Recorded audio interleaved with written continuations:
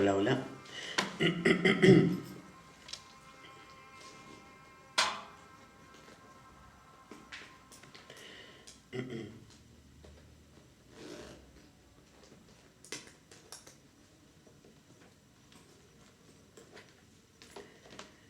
Bueno, vamos a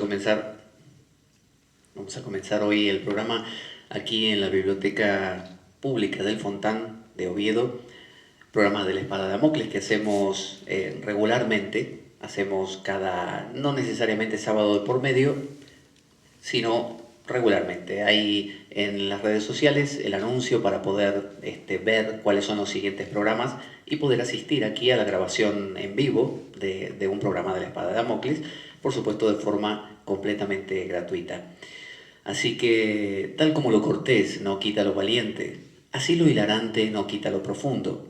Y dado que la vida es un juego, aquí comienza La Espada de Damocles, la ficción más real que puedas concebir. La Espada de Damocles es un programa que por mera falta de objetividad cree ser diferente. Personajes mitológicos salidos de los más profundos avernos, leyendas escabrosas y sin sentido, curiosidades inquietantes e inútiles, historias antiguas malversadas por nuestra incapacidad de entendimiento, y cuentos carentes de profundo significado. También pretenderemos, sin el menor éxito, entender al ser humano en toda su dimensión. En suma, si quieres desperdiciar tu vida, aquí comienza La Espada de Damocles, la ficción más real que puedas concebir. La Espada de Damocles se emite todos los lunes de 11 a 13 horas a través de la Radio Cuca 107.3 de la FM de Oviedo y también, como decíamos, domingos alternos aquí en la Biblioteca Pública de Oviedo con asistencia gratuita de 12 a 13 horas. Puedes escuchar y descargar nuestros programas grabados a través de nuestra web www.espadaweb.blogspot.com. Puedes contactarnos a través de Twitter, @PabloJVeloso. Puedes enviarnos un correo comentando lo que opinas, pidiendo algún tema, info@espadaweb@gmail.com. A través de Facebook tenemos nuestro grupo, por supuesto, La Espada de Damocles. Y también puedes compartir el programa con tus contactos o bien subirlo también con toda libertad a tus canales. Pero sobre todo, sabes que no te lo puedes perder. Bueno, aquí estamos otra vez en la biblioteca, como corresponde, y vamos a hablar hoy acerca del viaje. La vida puede entenderse de muchas maneras y una de ellas es como un gran viaje. Un viaje que a veces decidimos emprender y otras veces no. Muchas personas están muy prestas a emprender cualquier viaje, a veces viajes geográficos y otras veces, que es quizá lo más profundo, viajes interiores. Pero hay gente que no quiere y por más que se le presente la oportunidad, normalmente la deja pasar.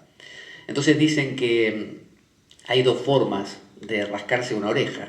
Si a mí me pica una oreja, por ejemplo esta, me la puedo rascar con la mano que corresponde de ese lado, o bien puedo usar la otra y rascármela por encima de la cabeza, lo cual notoriamente complica las cosas. Si yo me rasco por encima, es más difícil. Pero quizás uno observando la vida empieza a notar que lo difícil también tiene, como dicen, su gustillo. Lo difícil tiene esa cosa especial que nos hace encontrar el modo, a veces un modo que se nos escapa, para llegar a conseguir aquello que queremos. Rascarse la oreja de esta manera es demasiado fácil. Es algo que acaba muy pronto. Yo me rasco la oreja y se acabó. En cambio, rascármela por encima me demanda un esfuerzo, hasta me desarregla la ropa, puedo no acertarle con la oreja, quizás no llegue porque no soy flexible y tenga que trabajar mucho para que ese brazo pueda rascarme la oreja contraria. Pero quizás descubra que vale mucho la pena, porque me da algo que hacer. La vida inicia con el nacimiento, como sabemos, y acaba con la muerte. ¿Y qué hacemos en medio? ¿Nos rascamos la oreja de la manera más fácil y todo acaba en 5 minutos? ¿O elegimos un modo más complejo que permita un esfuerzo mayor y un tiempo mayor y una demanda mayor de aptitudes intelectuales y de esfuerzo? Hay una frase que citaba frecuentemente Unamuno, que es, en latín dice, opponere draconem prehendere vitam est, es decir, oponerse al dragón, luchar contra el dragón, entendiendo como el dragón la vida, las circunstancias, los desafíos, es coger la vida, ¿no? Es tener la vida, es agarrarla, es poder hacer algo con ella, no dejar que la vida simplemente me arrase, me viva y se salga con la suya. Entonces decía él, citando esa frase, que uno puede realmente tomar el toro por los cuernos y decidir ir en busca de, como aquellas personas que, hace poco vi una documental de unas personas que escalaban el Everest, ¿no? Este pico tan alto, donde mucha gente obviamente muere. El propio guía les decía a la gente que pasada cierta altura, él les explicaba, el cuerpo empieza a morir. No se puede hacer otra cosa, el cuerpo empieza a morir. Así que dice él, mi tarea es, a partir de ese punto, llevarlos a la cima y bajarlos antes de que mueran. Entonces, alguien preguntaría, ¿por qué una persona se va a exponer a tamaño peligro, ¿no? A perder la vida entera, a perder una pierna, a que se le engangrenen los dedos de las manos? ¿Por qué? Y la respuesta que daban todos ellos era señalando el Everest, porque está ahí, porque está ahí. O decir, también otros dicen, porque podemos. Entonces el ser humano puede oponerse al dragón, puede no dejarlo pasar. ¿Por qué no hacerlo? ¿Por qué vivir una vida donde siempre dejemos pasar al dragón y que se salga con la suya y que nos rasquemos la oreja y acabe todo en 5 minutos? Entonces, en la India hay un dios llamado Vishnu, ¿no? que sería como la versión de nuestro dios cristiano, ¿no? Porque es aquel que se preocupa por el mundo, es aquel que desciende cada tanto en la forma que se llaman avatares, ¿no? El avatar significa lo que desciende, justamente. Entonces aparece Krishna, aparece Rama, aparece Varaha, aparece Nrsimha, distintos avatares que vienen con distintas funciones. Pero la función básica de un avatar de Vishnu, la razón por la que Vishnu desciende, dicen ellos en sus escrituras, es porque a Vishnu le gusta pelear. A Vishnu le gusta pelear. Esto quiere decir, a Vishnu le gusta complicarse la vida. Cuando el Dios creador del Génesis en la Biblia cristiana comenzó a crear, el Génesis comienza con que Dios estaba solo. Y básicamente lo que está diciendo es que Dios se aburría, que no tenía nada que hacer. Entonces decidió empezar a crear. Y a medida que va creando, si leen el Génesis van a ver que dice, y Dios vio que eso era bueno, ¿no? Como que le gustó. Creó tal cosa, le gustó, le cayó bien. Dijo, bueno, esto es entretenido. Y así fue creando cada cosa. Entonces podemos entender que quizás Dios, tanto el hindú como el occidental, crea un mundo para divertirse. Los hindúes le llaman lila, que significa jugar, juego. Para Dios la vida es un pasatiempo, es un juego. ¿Y qué hace uno desde que nace hasta que muere?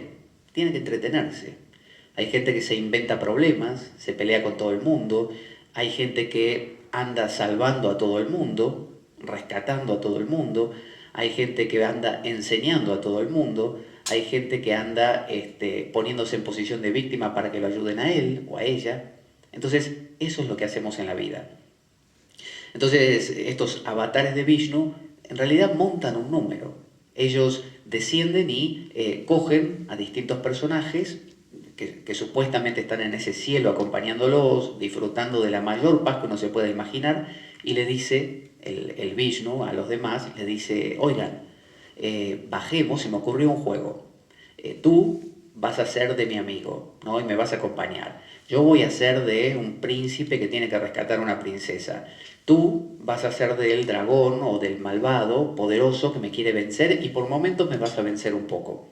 Entonces él monta un juego, como cuando los críos dicen, vamos a jugar a algo. Mira, tú vas de policía, tú de ladrón, tú de... ¿Por qué juegan los niños? ¿Por qué no se quedan como están? Porque se aburren. Necesitan montar algo que genere emociones, porque las emociones nos permiten notar que estamos ahí. Cuando no hay emociones durante mucho rato, la vida se torna tan repetitiva que uno parece no estar más. Y eso es como no existir, como estar muerto. Entonces, oponerse al dragón es ser, básicamente. Quien no se opone al dragón desaparece. Entonces, yo he hablado varias veces en algunos programas acerca de una publicidad que yo veía de pequeño, como todos nosotros hemos visto publicidades que nos han traumado o nos han influenciado en gran medida, esta era de una bebida gaseosa. E iba un personaje caminando por un desierto que era como un cowboy, un vaquero, y bueno, estaba perdido, como esas películas donde el hombre se va muriendo de sed y que ya no puede dar un paso más y que el sol le irrita la vista. Entonces va caminando y de repente llega y ve a lo lejos una especie de chiringuito donde pone el nombre de la bebida. Entonces el tipo sabe que ahí puede beber y no da más. Entonces cuando llega al chiringuito, en lugar de pedir inmediatamente la bebida, bebérsela y acallar esa sed acuciante, ¿qué hace? Pide patatas fritas. Y le dice al tipo, dice, ¿tienes patatas fritas? Y el tipo le dice, sí. Entonces dice, deme patatas fritas. Y le pone las patatas fritas. Y dice, ¿tienes sal? Sí. Deme la sal. Dice, y le echa un montón así de sal, ¿no? A morir. Y se come las patatas fritas. Y uno sufre porque lo ve al tipo y piensa, bueno, ¿qué pasa si cuando le pide la gaseosa no tiene más, ¿no? Pero bueno, le pide la gaseosa, la bebida, y tiene. Y se bebe la gaseosa y con esas gotitas clásicas de las bebidas tipo Coca-Cola. Y el tipo sacia su sed. ¿Por qué esa persona pidió patatas fritas? ¿Por qué no se bebió la bebida directamente y sació su sed? Porque hace falta a veces inventarse un problema para que al solucionarlo el placer sea muchísimo mayor. Entonces este hombre necesitó aumentar su sed hasta el paroxismo para que después al beber su gaseosa sintiera una saciedad 1000 veces mayor. Entonces, oponerse al dragón es crearse un problema, algo que resolver, una pared que poder sobrepasar, una dificultad que poder vencer. El poema de Ítaca, de Constantín Cavafis, que era un griego, que compuso este poema que a mí me parece magistral, me parece como el resumen de, bueno, casi de la forma en que yo veo la existencia. Así que lo voy a leer y luego lo vamos a empezar a pensar un poco. Dice así, dice, cuando emprendas tu viaje a Ítaca, ¿se acuerdan que Ítaca era la ciudad a la que tenía que regresar Ulises cuando se vio perdido en el Mediterráneo dando vueltas por obra de los dioses y tuvo que estar muchos años rebotando entre isla e isla con un montón de peripecias para finalmente llegar donde lo esperaba Penélope, ¿se acuerdan? La que tejía y destejía la mortaja. Entonces dice, cuando emprendas tu viaje a Ítaca, pide que el camino sea largo, lleno de aventuras, lleno de experiencias. No temas a los lestrigones, ni a los cíclopes, ni al colérico Poseidón. Seres tales jamás hallarás en tu camino. Si tu pensar es elevado, si selecta es la emoción que toca tu espíritu y tu cuerpo. Ni a los lestrigones, ni a los cíclopes, ni al salvaje Poseidón encontrarás. Si no los llevas dentro de tu alma, si no los yergue tu alma ante ti. Pide que el camino sea largo, que muchas sean las mañanas de verano en que llegues con qué placer y alegría a puertos nunca vistos antes. Detente en los emporios de Fenicia y hazte con hermosas mercancías, nácar y coral, ámbar y ébano, y toda suerte de perfumes sensuales, y cuantos más abundantes perfumes sensuales puedas. Ve a muchas ciudades egipcias a aprender de sus sabios. Ten siempre a Ítaca en tu mente. Llegar allí es tu destino, mas no apresures nunca el viaje. Mejor que dure muchos años y atracar, viejo ya en la isla, enriquecido de cuanto ganaste en el camino, sin aguantar, sin esperar a que Ítaca te enriquezca. Ítaca te brindó tan hermoso viaje, sin ella no habrías emprendido el camino, pero no tienes ya nada que darte. Aunque la halles pobre, Ítaca no te ha engañado. Así, sabio como te has vuelto con tanta experiencia, entenderás ya qué son las Ítacas. Este es el poema de Cavafis, que ahora vamos a pensar. Fíjense que comienza diciendo, cuando emprendas tu viaje a Ítaca, emprender el viaje a Ítaca es decidir hacer algo con la vida de uno. Uno tiene dos opciones, o sigue la inercia de la existencia, las cosas que le van pasando, o dice, no, a mí se me ocurre que tengo que resolver tal cosa, tengo que, no sé, resolver mis problemas psicológicos, tengo que ayudar a mis hijos a que hagan tal cosa, tengo que conquistar a esa dama, y me invento algo. A veces pueden ser cosas muy espirituales, muy profundas, y a veces cosas muy mundanas, pero cosas.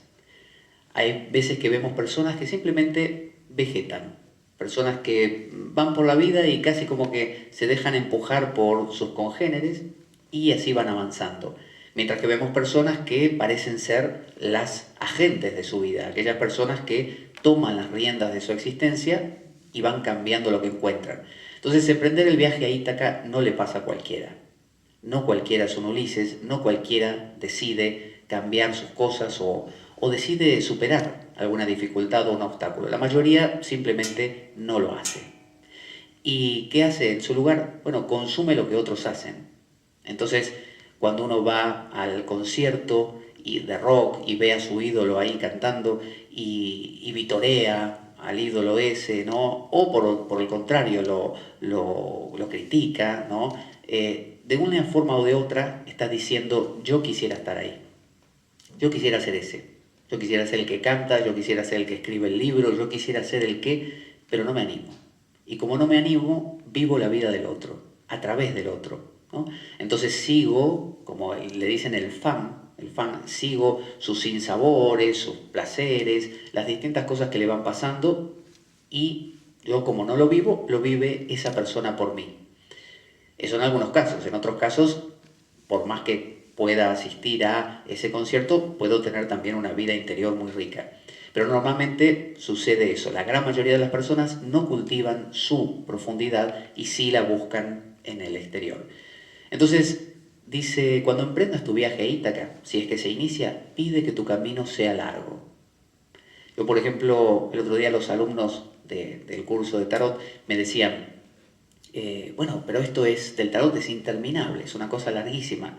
Y yo les decía que eso es lo bueno que tiene, que algo no se acabe. A mí no me gustaría estudiar, no sé, tarot, yoga o lo que fuera y que luego de un par de meses ya se haya acabado. Ya está, me lo aprendí todo, listo, no hay más nada. A uno le dice, mira, toma el diploma de la vida, ya está. Tienes 30 años y aprendiste todo lo que había que aprender. Ahora en más, no sé, pasea. A mí no me gustaría eso. Me gusta que siempre haya cosas por resolver. Alguna vez en alguna red social puse eso de, o hice una charla, una cosa así, que se llamaba Quiero sufrir. Porque el sufrimiento, la dificultad, es un algo que hacer, un algo que resolver, un nudo gordiano que desarmar. Entonces, no tener ninguno, o sea, pide que el camino sea largo. Si se resuelven las cosas en 3 minutos, no tiene gracia. A ninguno de nosotros nos gustan las cosas que se conquistan fácilmente. Siempre queremos que esa cosa presente alguna dificultad, porque entonces después tenemos la sensación de que somos nosotros ahí haciendo algo por ello. Entonces pide que el camino sea largo, que no se acabe enseguida. Y dice, lleno de aventuras, lleno de experiencias. No solo largo, porque largo algo puede ser y aburrido. Sin embargo, largo y con dificultades. Alguien dice, no sé, me fui de viaje, de paseo a tal país. ¿Y cómo fue? Bien, todo bien. Y bueno, pasé por ahí, conocí museos y no, nada más, y ya está, y nos volvimos. Eso sabe a poco. En cambio la persona dice, no, no sabe lo que me pasó. ¿Qué te pasó? Bueno, cuando íbamos en el avión hubo un problema, tuvimos que hacer un transbordo, el avión nos demoró ahí 48 horas en el aeropuerto, después cuando llegamos el museo lo estaban reparando y no pudimos entrar y tuvimos que esperar unos días y perdimos las maletas. Y uno diría, bueno, pero ¿quién quiere perder las maletas? ¿Quién quiere que el avión se demore? Bueno, probablemente no querramos desde nuestro placer, pero sabemos que si pasan ese tipo de cosas, eso nos entusiasma, nos llena de color, nos entretiene. Dice, no temas a los lestrigones, ni a los cíclopes, ni al colérico Poseidón.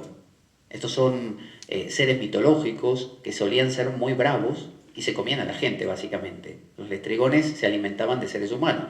Y los cíclopes, como sabemos por Polifemo, que se comió a los compañeros de Ulises, y los lestrigones también se comieron a algunos compañeros de Ulises, son seres que aterran. Entonces dice, no temas a los lestrigones, ni a los cíclopes, ni al colérico Poseidón. Ulises era un tipo que no le importaba que Poseidón, de hecho se burló de Poseidón, y Poseidón por eso le fastidió la vida y lo tuvo dando vueltas un montón de tiempo. Fíjense que Ulises podría haber dicho a Poseidón, bueno, Poseidón, hacer una reverencia, hacer los rituales que correspondían, pedir perdón, ¿no? Y sin embargo no, se burló de Poseidón. El héroe es aquella persona que se ríe del destino, como la famosa risa del patíbulo que le dicen, que es que a uno, por ejemplo, este hombre, bueno, no me acuerdo el nombre, pero es del que salió la máscara de los Anonymous, que era un personaje, era un católico de extrema, muy fanático y inglés, y lo que quería era liberar a Inglaterra del protestantismo. Entonces intentó poner una bomba o dinamitar el palacio ahí en Inglaterra y falló, y lo atraparon. Entonces lo iban a colgar, tenían la horca puesta aquí, y ¿qué hizo el tipo? Mientras todos estaban hablando y seguramente diciendo un montón de discursos de lo malvado que era este tipo y de lo hereje que era y una serie de cosas, el tipo saltó él mismo y murió. Quedó colgado porque él mismo se soltó y saltó al vacío. Eso es burlarse del destino. Eso es decirle a los captores, me importan poco ustedes, hago lo que quiero. Entonces ese hacer lo que quiero, ese tomar el toro por los cuernos y decir, sí, sí, yo me voy a reír de Poseidón. Y sé que con esto me voy a complicar muchísimo la vida, pero de eso se trata la vida. Ponere draconem, prendere vitam est. Oponerse al dragón, complicarse la vida, es estar vivo, es coger a la vida. Entonces dice, no temas a los estrigones ni a los cíclopes. Seguramente sí, puede que te aparezcan. ¿Y qué problema hay? Si porque le temes al estrigón, le temes a la desventura, le temes a las crisis, le temes te vas a quedar en tu casa y no vas a salir nunca y nunca vas a hacer nada, iniciar nada, probar nada por miedo a ver qué pasa. No, y si viajo y tengo un accidente, y si justo hay, no sé qué sé yo, un atentado, y si. Y mucha gente vive a la sombra del y si años. Y no salen, no inician, no emprenden. No, ¿cómo voy a yo a montar mi propio negocio? No vaya a ser que, no, ¿cómo voy a iniciar una relación? Hijos, ¿cómo vamos a tener hijos hoy en día que está la crisis? Nada, es paralizarse. Entonces Ulises, o iniciar este viaje a Ítaca, es decir, me importa poco, yo me voy a enfrentar a lo que sea. Pero dice el poema, seres tales jamás hallarás en tu camino si tu pensar es elevado. Lo que dice es que si uno tiene una actitud correcta, esos seres ni siquiera aparecen. Para Ulises no contaban. Para Ulises un cíclope, un lestrigón, era nadie. Por eso se burlaba de ellos. Y Poseidón le causaba gracia a Ulises. Entonces, cuando uno empieza las cosas con miedo, el miedo llama al miedo. Entonces, si uno así con una actitud temerosa se acerca a una persona y le dice, no, mira que yo lo que te quería decir es que si el otro tiene una mínima tendencia a pisar cabezas, ya está, uno es carne de cañón, uno es felpudo seguro, porque tiene ya la actitud de, no, señor, yo lo que le quería decir es que la cabeza está ahí como servida en bandeja. Entonces, si uno, por el contrario, se yergue, como hizo Ulises, y dice, cuando el cíclope Polifemo gritaba, él le preguntó su nombre, él le dijo, mi nombre es nadie, nadie. Y cuando finalmente se fue de la isla y el cíclope, cegado, porque él lo cegó, intentaba con piedras hundir su barco, el cíclope gritaba, nadie me ha cegado, nadie me ha cegado. Y los otros hermanos se burlaban pensando que estaba borracho y que decía insensateces.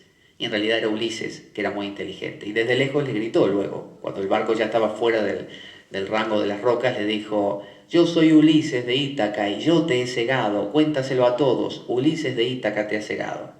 Es decir, es eso, esa actitud de me da igual, en todo.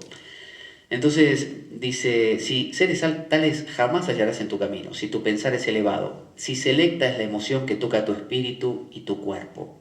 No solo tu espíritu, dice, tu cuerpo. Porque una persona que vive en su cabeza, y sí, bueno, sí, yo hago viajes interiores, espirituales, todo trascendental, pero no lo puedo cuajar en este mundo. No puedo relacionarlo con mi cuerpo me parece pecaminoso o me parece que no puedo habitar en él correctamente. Algo me falta, me quedé cojo. Tengo que poder ser un viajero, un héroe, un transgresor, ¿no? Como lo fue Buda, como lo fue Cristo, como lo fue Mahoma, como lo fue Mahavira, un transgresor realmente a todo nivel, corporalmente también. ¿De qué sirve ser un transgresor mentalmente y corporalmente no animarme a nada? Entonces dice, si selecta es tu emoción que toca a tu espíritu, es la emoción y tu cuerpo. Ni a los lestrigones ni a los cíclopes, ni al salvaje Poseidón encontrarás si no lo llevas dentro de tu alma. ¿Qué encuentra uno fuera? Lo que lleva dentro. Es decir, si uno dentro lleva la semilla del temor, uno encuentra cosas que le aterran. Si uno lleva dentro la semilla del odio, ¿no? Uno encuentra fuera gente que odia, gente que desprecia. Y o bien le molesta mucho a esa gente o bien la admira, ¿no? Como quien admira a un poderoso porque en el fondo tiene la semilla de ese poder que no puede expresar. Entonces, ¿qué vemos qué vemos en nuestra vida? ¿Qué encontramos? Lo que somos, básicamente. Por eso la parte anterior del verso dice, si selecta es la emoción que toca tu espíritu y tu cuerpo. Es decir, hay un trabajo, como dicen en la alquimia, eso de visita interior a terra, rectificando invegnis occultum lapidem. Visita el interior de la tierra, de tu interior, rectificando, haciendo un trabajo de transformación, encontrarás la piedra oculta, ¿no? La piedra filosofal. Es decir, la persona que hace un cambio en sí mismo, como Ulises no era un cualquiera. Ulises era un tipo que tenía un trabajo interior como para afrontar esas cosas. Nadie puede hacer lo que hizo Ulises siendo, como se dice, un pelele, siendo una persona más, ¿no? Con el formato de cualquier otro. No lo aguantaría, no tendría el temple. Para tener esa templanza, ese temple, hace falta cambiar detalles, tener una selecta forma de pensar y de sentir, ser en un sentido especial. Decía Gurdjieff, que era un ruso, como una especie de maestro espiritual ruso muy conocido por ser bastante cruel con sus alumnos en sus métodos, él sostenía que el ser humano no nace con alma, la forja. Es decir, uno si durante la vida no forjó un alma, muere sin ella. Y como si dijéramos metafóricamente, no entra en ningún cielo ni paraíso ni nada porque no tiene alma. Entonces hay gente sin alma. ¿Qué quiere decir sin alma? Alma es ánima, ¿no? Es el sentimiento, ¿no? Es la capacidad de estar vivo. Hay gente que simplemente es un cuerpo que aprendió a moverse, que aprendió a dialogar, que aprendió a interactuar y no pasa de ahí. En cambio hay otras personas que uno dice, mira, no es que tenga dinero, no es que sea famoso ni nada, pero tiene algo, tiene un fuego, tiene una cosa que se nota que es un grande o una grande, ¿no? Por más que no abra ni la boca, se nota. Bueno, ese es el trabajo interior. Entonces, vuelve a decir, pide que el camino sea largo, lo repite, como diciendo, no te olvides, no se trata de que lo soluciones rápido. Si el primer problema que encontró Ulises ya le hubiera llevado de regreso a Ítaca, no hubiera tenido gracia el viaje. ¿Qué hacía? Se encontraba con Penélope y le decía, hola Penélope, ya regresé. Vamos a vivir el resto de nuestra vida en una tranquilidad infinita aquí en la isla de Ítaca. No, si hubiera pasado eso seguramente Ulises hubiera buscado algún otro inconveniente. Siempre la dificultad es lo que agrega, lo que mantiene vivo el sueño, básicamente. Ayer escuchaba de Slavoj Žižek, que hablé la otra vez aquí cuando hablamos de Estoy vivo, Están vivos, la película.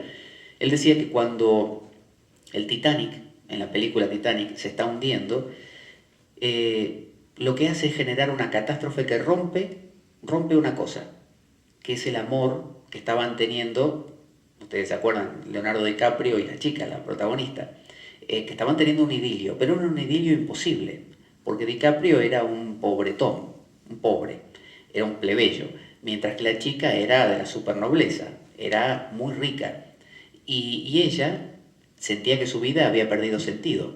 Entonces necesitaba, dice Zizek, al mejor estilo de los vampiros, succionar la sangre de un plebeyo, porque el plebeyo está vivo, mientras que el rico llega a un punto en su acartonamiento que empieza a morir, a secarse, a repetirse a sí mismo. En cambio el pobre, no porque tenga una virtud especial, sino porque tiene que luchar todo el tiempo, por lo menos esa lucha, aunque no la busque él, lo mantiene vivo.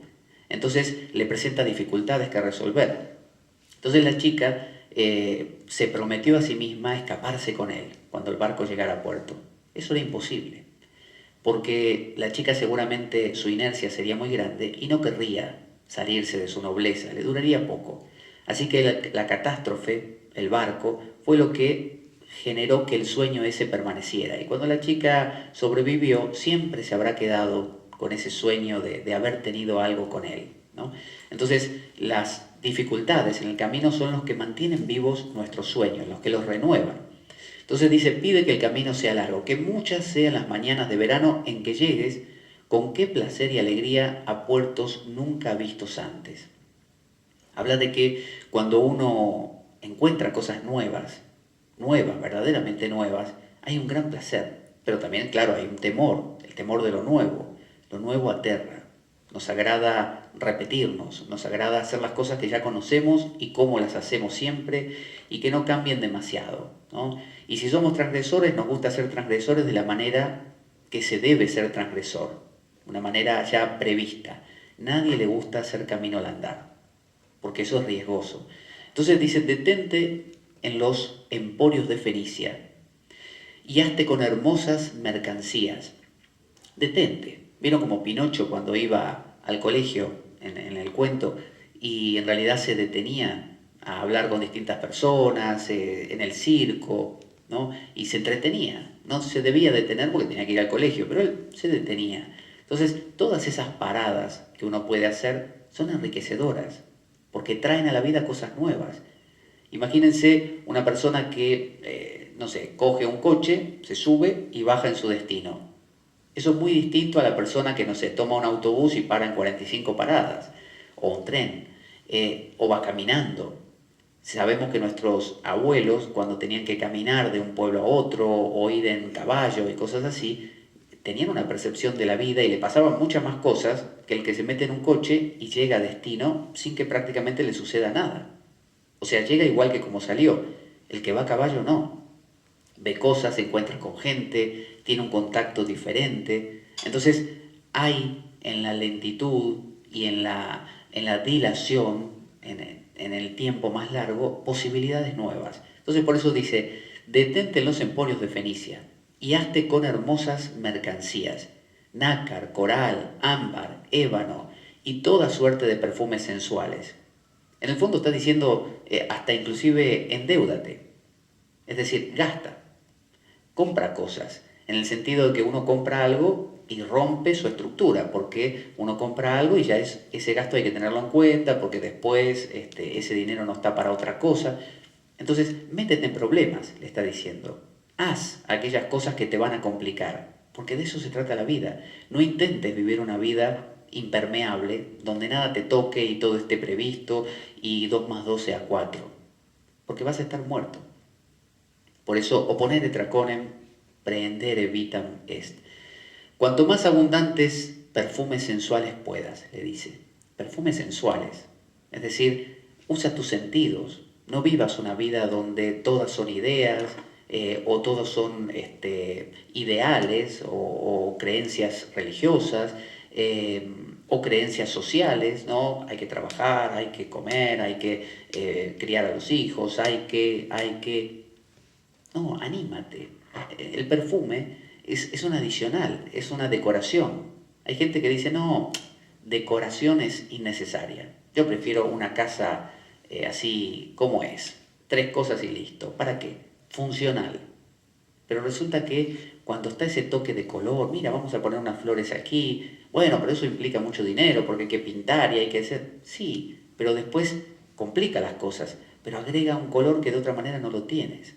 Entonces, dice, cuanto más abundantes perfumes sensuales puedas, haz cosas inútiles, le dice. Un perfume es inútil.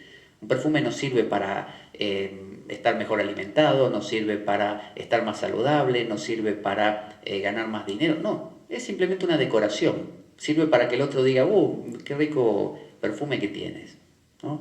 O que sea atractivo, nada más. Entonces, haz cosas inútiles. Ponte el pendiente, la cadenita, cómprate una ropa, un gorro o un sombrero que te parezca divertido. ¿Por qué no? Ve a muchas ciudades egipcias, dice, a aprender de sus sabios. Entonces dice, acude, busca lo que sería un gurú, busca una persona que te pueda enseñar cosas. Porque cuando uno aprende cosas, descubre, es como viajar, descubre cosas nuevas. Y esas cosas nuevas apasionan. O sea, genérate pasiones. Si uno conoce las tres cosas que le enseñaron y nunca agrega nada más, uno da vueltas más o menos en círculos. Pero si uno agrega, lee un libro de una cosa distinta a la que solía leer, la cabeza se le abre y se le ocurren preguntas. Bueno, eso es apasionarse. Entonces propone, ve a aprender de los sabios. Y también le dice, ten a Ítaca siempre en tu mente. O sea, no te olvides que hay que llegar. Porque si tú te olvidas que hay que llegar, se te acaba como la gasolina, se te acaba la inercia. Ten en mente, como la zanahoria delante del burro, que hay una zanahoria que alcanzar. Porque si no, el burro dice, bueno, ya no camino más. ¿Para qué? Si la vida no tiene sentido, si no hay zanahoria. Bueno, invéntate una zanahoria. Hubo alguno que dijo que si la idea de Dios desapareciese de nuestra vida, tendremos que inventarla otra vez. Porque sin un Dios, sin un mañana, sin un cielo, sin una iluminación, la vida carece de sentido. ¿Para qué hacemos lo que hacemos si no hay un llegar? Entonces, lo que está diciendo es, no importa Ítaca, invéntate cualquier Ítaca. Tu Ítaca puede ser ganar dinero, tu Ítaca puede ser conquistar a esa dama, tu Ítaca puede ser completar tu carrera, tu Ítaca puede ser viajar a ese lugar exótico, pero ten una Ítaca. Dice, llegar allí es tu destino. Cuando vemos las cosas como destino, nos parece que, claro, ahora entiendo para qué estoy aquí. Yo estoy hecho para esto, ¿no? Para esta persona, para esta función, para llegar a tal lugar, para conocer este sitio, para vivir aquí. Es decir, la vida como destino. Encontrar que para nosotros, que tenemos una función única. Dice, mas no apresures nunca el viaje. 3 veces lo dice. Haz que tu viaje sea largo, haz que tu viaje sea largo, mas no apresures nunca el viaje. No lo apresures, no te dejes tentar por esa tendencia de, bueno, ya está, ya llego, ya apuro un poco, le meto prisa y llego más rápido. No, porque no te olvides, no se trata de llegar, se trata de, la zanahoria no es para alcanzarla. La zanahoria, la utopía, es para moverse, nada más. La utopía nos hace avanzar, pero no es para alcanzarla. Dice, mejor que dure muchos años, vuelve a insistir, que dure muchos años. Y atracar, dice, viejo ya en la isla, viejo ya. Es decir, cuando ya no te quede más fuerza de nada, ahí recién llega, al final. Enriquecido de cuanto ganaste en el camino, sin esperar que Ítaca te enriquezca. Es decir, cuando llegues finalmente a esa zanahoria, a esa Ítaca, cuando logres cumplir ese sueño que durante tanto tiempo acariciaste y que si fuiste cumpliendo te pusiste otro y otro, finalmente cuando llegues y ya no tengas más ganas de volver a empezar, dice, llega sin esperar que Ítaca te enriquezca, llega sin esperar que ese sueño te dé nada, porque acuérdate, lo pusiste tú, era una zanahoria. Dios es una zanahoria, el paraíso es una zanahoria, el amor de la dama perfecta, del alma gemela es una zanahoria, el lugar perfecto donde quiero vivir es una zanahoria. Porque cuántas veces nos pasa que decimos, bueno, cuando me compre ese par de zapatos o tenga ese coche o finalmente tenga mi piso propio o lo que fuera, ahí voy a ser feliz, esa es la zanahoria. Y cuando lo conseguimos, ¿cuál es la sensación? Nada, igual que antes. Entonces, ¿qué hacemos? Ponemos otra zanahoria. Pero hay gente que se pone zanahorias así, pequeñitas y feas. Y hay gente que se pone una señora zanahoria que uno dice, quiero esa zanahoria, vale la pena. Eso es un Ulises. Un Ulises se pone una gran zanahoria. Entonces dice, no esperes que Ítaca te enriquezca. Cuando llegues no le pidas nada a ese sueño, no valía ese sueño, era solamente para motivarte. Ítaca, dice, te brindó tan hermoso viaje. Has hecho todo esto no porque la dama valía la pena.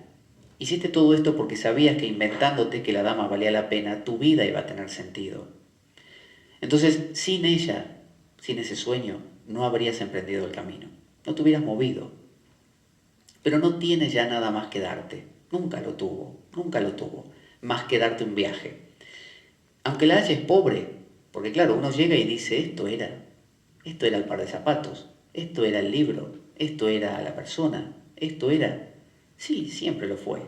Pero aunque la haya es pobre, aunque veas que está vacío, como toda cosa, no te ha engañado Ítaca. Dice, Ítaca no te ha engañado. No te ha engañado porque nunca fue la pretensión ser más de lo que era. Dice, así, sabio como te has vuelto, con tanta experiencia, es decir, uno se ha enriquecido, entenderás ya qué significan las Ítacas. Y ahí termina este poema. Así sabio como te has vuelto, con tanta experiencia, entenderás ya qué significan las Ítacas. ¿Qué es una Ítaca? Una Ítaca es un sueño que uno pone delante para moverse y para generar una vida grandiosa. O un sueñito, zanahoria pequeña, para generar una vida mediocre de pequeñas luchas y ganancias y pérdidas, pero todas pequeñitas y a veces que no valen tanto la pena. Entonces, este poema resume un poco esa actitud, que es la actitud del héroe, es la actitud de aquel que se anima y que emprende. Como por ejemplo estaba Hércules con sus 12 trabajos, que Hércules podría haber dicho a tomar por y no hacer ninguno de los 12. Es decir, me voy a mi casa, me olvido y no cumplo con ninguno de estos 12 que me pidió el rey Euristeo. Y sin embargo el tipo ahí la remó, hizo cada uno de los trabajos, falló en muchos, volvió a empezar y finalmente logró los 12. Entonces, ¿por qué Hércules hace los 12 trabajos? ¿Por qué Dios crea el mundo? ¿Por qué no se quedó en ese silencio absoluto y paz flotando en el éter, Dios? ¿Por qué creó todo esto? Si él sabía que el ser humano se iba a corromper, que iba a tener que mandar a su hijo, que se lo iban a matar y todo eso, ¿por qué no se quedó? No se quedó porque él quería jugar, él quería variedad, él estaba aburrido, necesitaba movimiento. Entonces, en la India, por ejemplo, existen lo que se llaman los yogas, pero existen como dos polos. Por un lado está el Jnana Yoga, yoga del conocimiento, que es el que te dice, tú en realidad estás jugando un juego. El juego del policía y el ladrón que te inventaste como niño, ¿no? El de la zanahoria, te dice, las Ítacas no valen en sí. Acuérdate, las Ítacas no son nada, te las pusiste tú, te las inventaste tú. Eso dice el Jnana Yoga. Dice, quédate tranquilo, vuelve al estado original, el estado de paz, quédate así. Mientras que existen otros yogas, como por ejemplo el Bhakti, de la devoción, de adorar y reverenciar a la deidad, el yoga el Hatha Yoga, yoga de posturas corporales, de estirarse y de llegar a concentrarse corporalmente también, el Raja Yoga, yoga de los chakras, de visualizar la energía subiendo y bajando, meditar, alcanzar a detener la respiración, una serie de cosas así. El Karma Yoga, yoga de la acción, como si fuera la Madre Teresa que anda ayudando o andaba ayudando a todo el mundo, ¿no? Haciendo caridad. Son dos polos. El polo de los segundos que nombré es el polo de la zanahoria, es el polo de las Ítacas, es el polo de que si no hay algo me lo invento. Claro, que una vez que lo inventé tengo que tratar de olvidarme que me lo inventé yo, de olvidarme que la Ítaca no vale y tratar de transitarlo. Para eso me asocio con otros que creen lo mismo y entre nosotros nos apuntalamos para convencernos. Y así somos Ulises en busca de Ítaca. Pero por otro lado, alguien le podría haber dicho a Ulises, Ulises, ¿para qué vas a insultar a Poseidón? No le insultes. Vuelve a Ítaca y vives tu vida tranquilo. Eso es el Jnana Yoga. Entonces son dos posiciones de vida. Está quien dice, yo prefiero apagarme, ¿no? Jnana Yoga, volver al estado original, como ese Dios antes de crear. Y otro que dice, no, si estamos acá, ¿qué voy a hacer? ¿Me voy a quedar toda mi vida como quien se sienta en un sillón a ver la televisión? No, yo necesito cosas que pasen, dificultades, y me las voy a inventar. Entonces, el tantra dice, por ejemplo, yo no quiero comer azúcar. Perdón, yo no quiero ser azúcar. Yo quiero comer azúcar, dice el tantra. Es decir, a mí no me interesa volverme el absoluto, no estar en un estado de paz que nada me afecte. Yo quiero comer azúcar, yo quiero ser un alguien que le pasen cosas. Y también dice el Tantra, una de sus frases conocidas es, ¿a quién le importa el nirvana? ¿Quién quiere el nirvana? ¿A quién le importa alcanzar un estado de paz? Entonces, eh, Unamuno también citaba otra frase que dice, si la nada nos espera, hagamos que sea, hagamos que sea una injusticia, hagamos de ella una injusticia. Es decir, todos sabemos que la zanahoria la ponemos nosotros. Sabemos que Ulises, peleando por llegar a Ítaca, se lo complicó él. Entonces podría no haberlo hecho. Pero sin embargo, hacer de cuenta que eso es una injusticia es pelear contra ello, intentar resolverlo a toda costa para poder alcanzarlo. Entonces, si la nada nos espera, si sabemos que en el fondo hasta la idea de Dios la hemos creado, bueno, hagamos que sea una injusticia, ¿no? Hagamos que cueste. Entonces, cuando uno ve una película, por ejemplo, el héroe, muchas veces se pregunta qué ganas de complicarse la vida cuando, no sé, lo llaman para resolver un problema o se le presenta una dificultad o ve una casa abandonada donde supuestamente hay, qué sé yo, un fantasma y se mete. Y uno dice, ¿para qué se mete? ¿Por qué no se vuelve al coche y llama a la policía, por ejemplo? No, el tipo se mete en la casa solo, sabiendo que le puede estar asesino adentro y se lo va a encontrar. Se mete porque de eso se trata la vida, si no, no veríamos esa película. Imagínense una película donde el protagonista va a entrar en la casa donde está supuestamente el asesino, pero no entra. Llama a la policía y viene la policía. Y la película nos muestra cómo todos los policías entran y atrapan al asesino. No es lo mismo. A nosotros nos gusta ver que el protagonista entre, que el asesino lo quiera matar, que lo sorprenda, que casi lo esté por matar al final y el bueno, el protagonista, no se coja un palo en el último esfuerzo de su respiración y le den la cabeza al asesino y finalmente llame a la policía ahí. ¿Por qué nos gusta eso? Porque nos gusta que pasen cosas, que sucedan, no que se resuelvan fácil.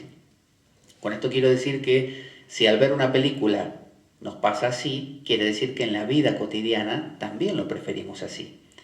Entonces, en la alquimia se usa el solve et coagula. Solve et coagula significa disolver y cristalizar. Disolver y cristalizar. Entonces, no es solo disolver. En la India lo mismo. No es que se sube el prana, la energía vital, por la columna, hasta aquí, hasta la coronilla donde está Shiva, ¿no? La energía en reposo. Y ya está, uno llegó. Uno dice, bueno, voy a empezar a subir la energía, subo hasta Shiva, listo, desaparecí, se acabó, no tengo más problemas. No, se vuelve a bajar hasta abajo, hasta la base de la columna, donde está Shakti, la energía femenina, y volver a subir para volver a bajar una y otra vez. La vida no se acaba, la vida tiene que complicarse.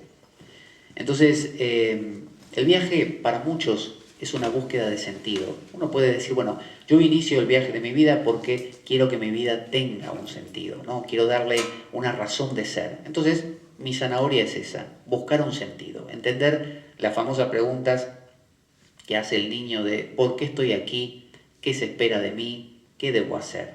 ¿No? Y el adulto le dice, no te preocupes, ya lo vas a descubrir. Que en realidad le miente, porque el adulto tampoco tiene la menor idea ni por qué está aquí, ni qué se espera de él, ni cuál es su camino.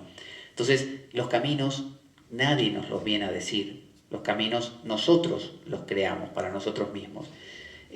También puede ser el viaje como una búsqueda de variedad, de estímulos, de que nos pasen cosas, como decimos.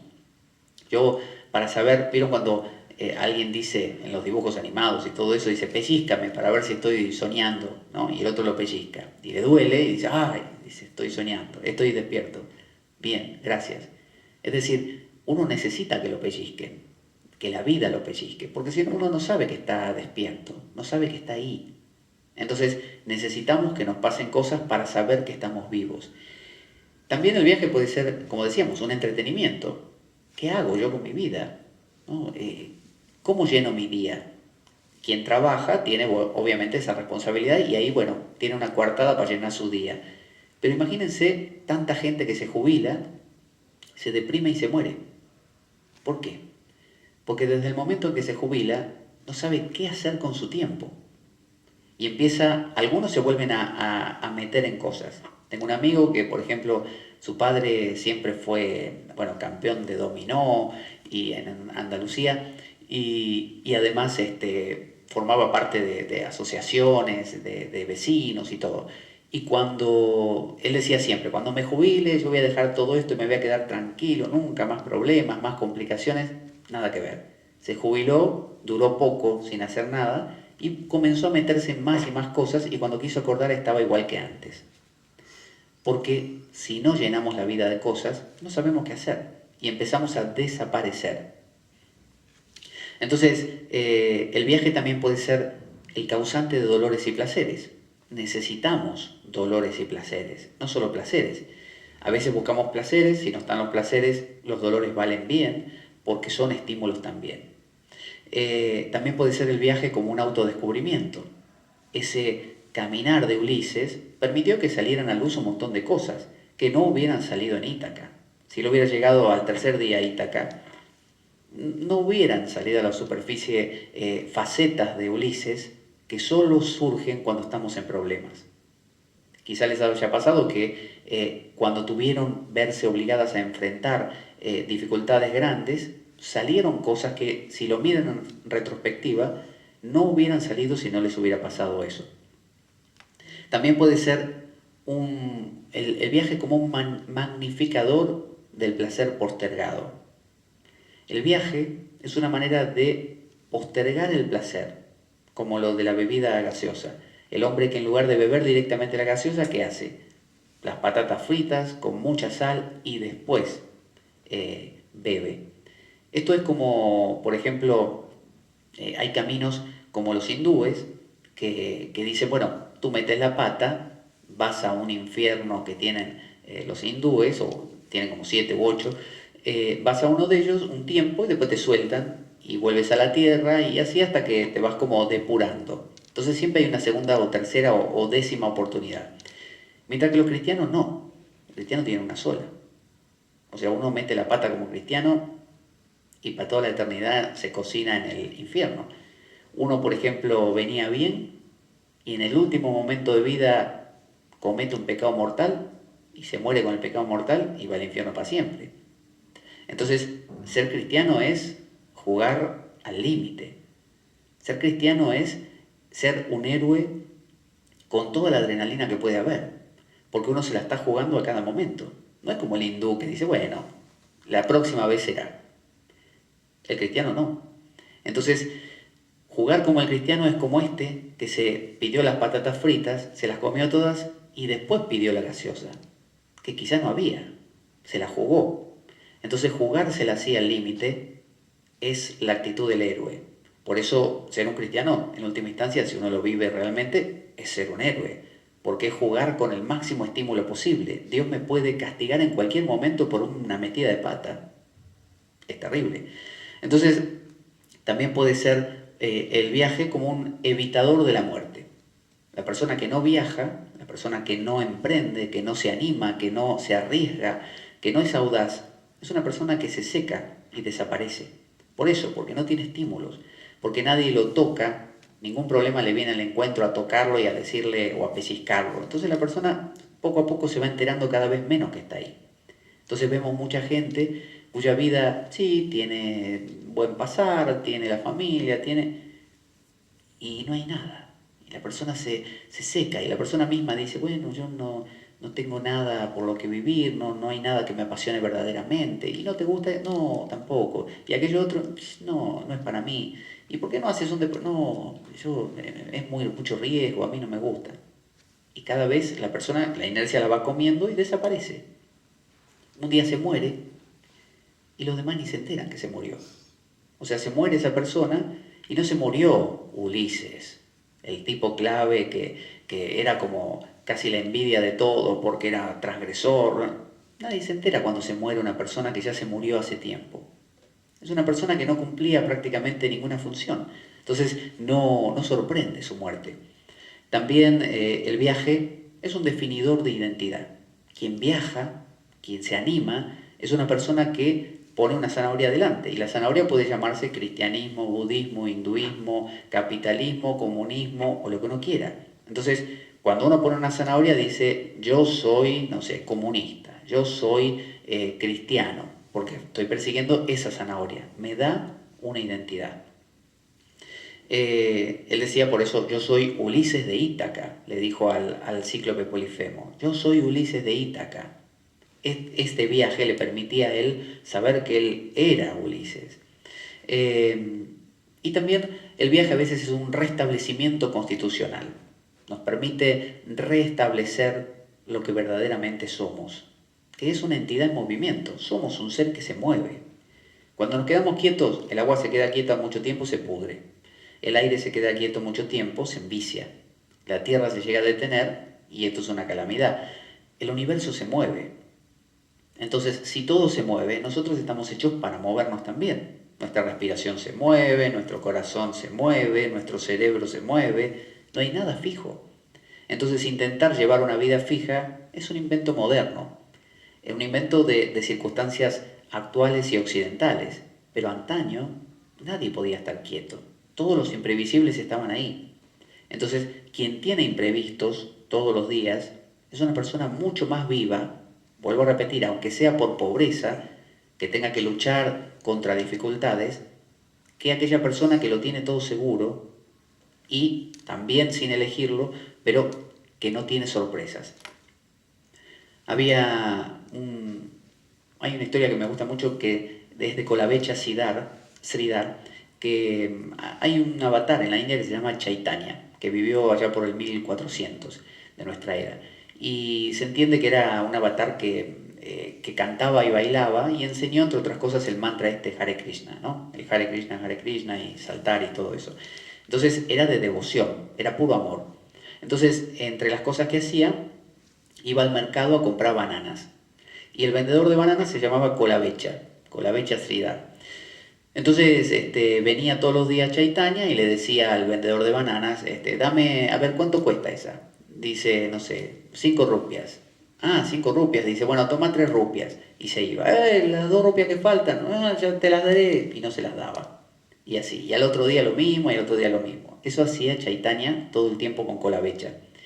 Y un día Chaitanya estaba en un éxtasis muy grande y quiso entrar Kolavecha a saludarlo y a traerle unas bananas y, y los discípulos no lo querían dejar entrar a Kolavecha porque era un vendedor nada más, ¿no? Como, ¿qué iba a entender de estas cosas? Entonces, finalmente insistió tanto que le dijeron a Chaitanya, mire, está el vendedor de bananas que quiere hablar con usted. Ah, sí, sí, dice, háganlo pasar. Y cuando lo hizo pasar, le dijo Colavecha, dice, yo sé que estas bananas que me las das con un amor mucho más grande que cualquiera de estos mis discípulos. Dice, así que te voy a conceder lo que quieras, porque tú acabas de verme en éxtasis y te has dado cuenta quién soy. Supuestamente él era la encarnación de Krishna. Entonces, te doy lo que quieras. Y Colavecha dice, no, señor, no necesito nada, te doy lo que quieras. Dice, pídeme lo que se te ocurra. Dinero, no sé, posesiones, longevidad, salud para tu familia, quién sé. No, no, no, yo cómo le voy a pedir, no quiero nada, no quiero nada. Pero Colavecha, necesito que me pidas algo te tengo que dar. Entonces te dice Colavecha, bueno, si te tengo que pedir una cosa, te pediría que cada día de mi vida, de aquí hasta que me muera, se repita la misma historia. Que vengas todos los días a comprarme bananas, que me engañes, que me regatees con el precio, que te vayas corriendo y que te lleves las bananas. Entonces, lo que le pidió Colavecha era la repetición de un problema. No le pidió una solución de los problemas.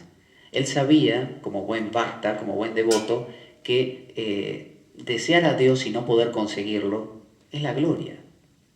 Lo decía Santa Teresita de Lisieux, que en sus poemas decía que a veces le hablaba a Dios, yo te busco y no te encuentro porque tú te escondes a propósito, para después aparecerte y sorprenderme. Entonces, un Dios que se esconde y vuelve a aparecer es mucho más agradable que un Dios que se da de primera. Si yo llamo a Dios y Dios viene, es muy aburrido. Yo necesito que Dios se esconda, que me cueste conseguirlo, que aparezca a veces y ni siquiera sé cuándo, en situaciones imprevisibles. Entonces, el viaje es nuestro intento de hacernos insustituibles. Eso decía también Unamuno. Queremos hacernos insustituibles, queremos ser la madre única, que mi hijo diga, esta es mi madre y no hay otra como ella, o el padre, o el amigo, o el político. Queremos ser únicos, queremos marcar una diferencia, queremos dejar sentado algo. Y eso lo hace desde la persona más simple hasta el más supuestamente sabio. Todos quieren ser el que tiene algo especial. porque es la manera de sentirse vivo. Ulises quería ser Ulises de Ítaca y lo proclamó: yo soy Ulises de Ítaca, yo te he cegado.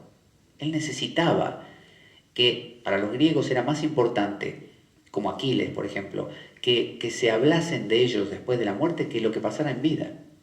A Aquiles le dijeron, que si vieron Troya con Brad Pitt, habrán visto que le dieron la opción: mira, te quedás aquí en la isla y no participás de la guerra de Troya y no morís, no te van a matar. O bien participás de la guerra de Troya y el oráculo dice que vas a morir ahí. ¿Y qué eligió Aquiles? Participar. Porque él sabía que si lo mataban en la guerra de Troya, todos iban a hablar de Aquiles, hasta hoy hablamos de Aquiles, y si se hubiera quedado en la isla nadie hablaría de él. Entonces, eso de hacerse insustituible, de hacerse alguien, eso es lo que nos da el viajar. Entonces es lo que decía Don Juan, de Carlos Castaneda también, que decía el tener que creer. Dice, el brujo, el aspirante espiritual, el guerrero espiritual, es aquel que elige creer. Sabe que no hay pie, no hay ningún sostén o soporte para creer en tal cosa, pero cree igual. Una vez Carlos Castaneda tenía que llevar 2 gatos de una amiga que se mudaba de casa y ya no los podía tener, 2 gatos de esos así gordos, ¿no? Acostumbrados